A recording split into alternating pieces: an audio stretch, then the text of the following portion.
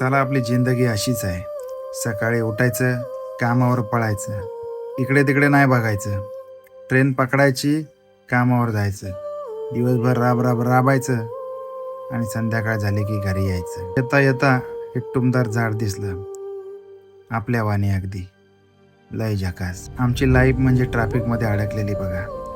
किती वी काय करा, ट्रॅफिक काय हालत नाही. मुंबईचं जीवन साधं वाटलं वैर. ट्रॅफिक आणि सिग्नल संपला की ट्रॅफिक झाला की मग सिग्नल. कामावर पोचायला वेळ झाला तर साहेबाचं शिव्या खायच्या, आणि घरी यायला उशीर झाला तर मग इकडे बायको आहेच की.